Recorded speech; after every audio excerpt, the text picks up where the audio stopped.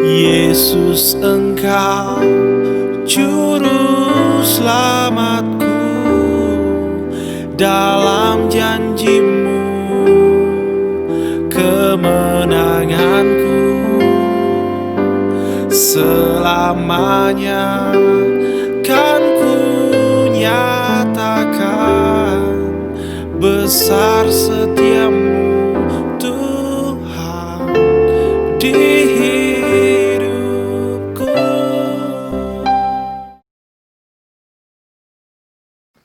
Shalom Bapak Ibu Saudara yang dikasih Tuhan. Hari ini saya sangat bersyukur ada di tempat ini suatu anugerah dan kasih Tuhan dan kemurahan Tuhan bagi saya dan bagi kita semua. Nah, Bapak Ibu Saudara yang dikasih Tuhan, hari ini saya akan berbicara tentang menghadapi situasi yang berat. Nah, masa ini adalah satu titik di mana setiap orang mengalami suatu peristiwa kesusahan. Tidak ada orang hari-hari ini yang tidak mengalami hal ini, baik orang percaya, tidak percaya, baik orang yang mengenal Tuhan, tidak mengenal Tuhan, semua melewati peristiwa ini. Nah, yang menjadi masalah adalah bagaimana kita bisa melewati peristiwa itu. Bagaimana kita bisa keluar dari peristiwa itu. Dan saya percaya bahwa di dalam Tuhan segala sesuatu dimungkinkan oleh Tuhan. Makanya hari ini kita akan belajar dari kehidupan bangsa Israel dalam Bilangan 20 ayat 2 sampai 13. Di situ berbicara tentang bangsa Israel ketika menghadapi sebuah peristiwa di tengah perjalanan mereka dari tanah Mesir menuju tanah Kanaan. Dan ini peristiwa yang ketiga kalinya ketika mereka kekurangan air. Nah, kita akan belajar dari kehidupan bangsa Israel. Dan sekalipun kita tahu dalam menjalani kehidupannya bangsa Israel banyak gagal di hadapan Tuhan. Nah, kita hari ini tidak akan belajar dari kegagalan mereka. Tapi hari ini kita akan belajar dari bagaimana akhirnya kita bisa melewati peristiwa itu dan belajar dari kehidupan bangsa Israel. Nah, Bapak Ibu Saudara yang dikasih Tuhan, hari ini kita akan belajar dua hal penting. Bagaimana melewati situasi yang berat yang hari ini kita hadapi. Semua kita tahu, semua orang menghadapi krisis ekonomi hari ini. Bahkan banyak orang sangat, bukan hanya sekedar krisis ekonomi, tapi krisis psikologi mereka. Mereka mengalami kekhawatiran yang berlebihan, mereka mengalami ketakutan yang berlebihan. Dan oleh karena itu kita harus belajar. Yang pertama kita harus pelajari adalah begini. Di ayat 3 dan sampai ayat 5 dalam Bilangan 20, kita bisa melihat di situ bahwa apa yang dilakukan oleh bangsa Israel adalah mereka sangat mudah komplain dengan Tuhan. Nah, oleh karena itu kita mau belajar dari kehidupan bangsa Israel adalah jangan mudah komplain dengan Tuhan. Saudara, minum adalah sebuah kebutuhan yang sangat penting bagi bangsa Israel. Tetapi kita harus tahu bahwa dalam peristiwa ini sama seperti yang kita hadapi hari ini, sama seperti yang mereka hadapi kekurangan air.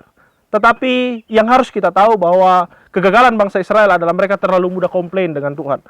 Mereka sudah menghadapi peristiwa yang sama ketika mereka dibuat Tuhan mengubah air dari yang pahit kemudian menjadi manis. Dan kemudian saat itu mereka juga mengalami kekurangan air. Dan Tuhan buat air itu kemudian keluar dari batu. Dan peristiwa yang sama hari ini, di saat itu, mereka akhirnya tetap gagal mengikuti Tuhan. Kenapa, saudara? Karena mereka sangat mudah komplain dengan Tuhan. Bangsa Israel sangat mudah protes dengan Tuhan. Situasi akan semakin berat dan semakin susah ketika kita terlalu banyak komplain. Hari ini kita melihat ketika peristiwa-peristiwa terjadi, bukan berarti saya mengatakan bahwa kita tidak bisa komplain dengan peristiwa yang terjadi hari ini. Tapi saya mau mengajar kita, mari kita lebih banyak merenungkan apa yang Tuhan mau bagi hidup kita. Karena dengan merenung, dengan kita belajar, kita akan semakin mengerti isi hati Tuhan. Saudara tahu kegagalan bangsa Israel. Karena setiap kejadian-kejadian peristiwa apapun yang mereka alami, baik kekurangan air, kekurangan makanan, saat mereka harus diserang musuh, saat mereka menghadapi laut yang harus dibelah menjadi dua, mereka selalu mulai dengan yang namanya komplain. Sehingga itu membuat mereka tidak bisa mengerti isi hati Tuhan. Hari ini saya mengajarkan kepada kita, mari kita belajar mengerti isi hati Tuhan. Dengan kita belajar mengerti isi hati Tuhan, dengan kita belajar banyak menerima dan belajar mengerti apa yang Tuhan inginkan, banyak berdiam dengan Tuhan, maka kita akan mengerti dan memahami apa yang sebenarnya Tuhan ingin kerjakan bagi kita. Dan yang kedua adalah apa yang harus kita lakukan menghadapi situasi yang berat ini. Yang kedua kita akan belajar adalah jangan salah mendengar dan jangan salah melakukan kehendak Tuhan. Saudara, pengalaman adalah guru yang terbaik. Tetapi dari peristiwa Musa kita bisa belajar bahwa pengalaman bukanlah sebuah peristiwa, bukan sesuatu yang baik bagi Musa. Kenapa? Karena Musa lebih banyak belajar dari pengalaman hidupnya. Saudara tahu, saat Tuhan menyuruh dia menaruh kayu ke dalam air dan mengubah air menjadi yang pahit menjadi manis. Yang kedua adalah Tuhan berkata, Musa, pukul batu itu. Seperti hari ini saya ada di belakang batu. Tuhan berkata, pukul batu itu dan batu itu akan mengeluarkan air. Tapi saudara, peristiwa yang ketiga, Tuhan tidak menyuruh dia memukul. Tapi karena dia lebih mengandalkan pengalaman hidupnya, dia lebih mengandalkan pengalaman dirinya, sehingga dia lupa meminta kehendak Tuhan. Kegagalan manusia hari-hari ini adalah terkadang banyak kita terlalu menganggap diri kita bisa. dan kita lupa meminta pertolongan Tuhan. Kita mengandalkan kehidupan kita sehingga kita lupa mendengar dan mencari kehendak Tuhan. Dan saudara tahu apa akibat fatal dari kesalahan Musa? Musa tidak masuk ke dalam tanah Kanaan. Tahu saudara, kegagalan itu bagi orang itu sangat sederhana, tetapi bagi Tuhan itu melanggar kekudusan Tuhan. Saudara tahu, melanggar kekudusan Tuhan itu jauh lebih besar dari segala apapun yang kita lakukan. Kenapa melanggar kekudusan Tuhan itu sangat berat? Karena kita lebih mengandalkan diri kita sebagai Tuhan daripada Dia sebagai Tuhan. Hari ini saya mengajar kita semua, mari kita cek kehidupan kita. Kita lebih banyak mendengar Dia sebagai Tuhan, atau kita mau Dia mendengar kita dan kita memposisikan diri kita sebagai Tuhan.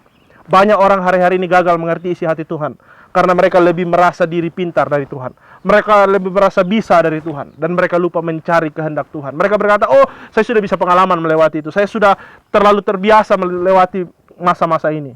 Dan saudara tahu, disitulah kegagalan Musa. Hari ini saya mengajar kita semua dengan kerendahan hati. Saya mengajar kita semua. Mari kita belajar mengerti isi hati Tuhan. Pengalaman memang adalah guru yang terbaik, tapi tidak selamanya menjadi pengalaman yang terbaik, menjadi guru yang terbaik. Tetapi mengenal Tuhan adalah prestasi yang terbaik yang kita miliki. Sekali lagi, pengalaman adalah guru yang terbaik, tetapi mengenal Tuhan adalah prestasi yang terbaik.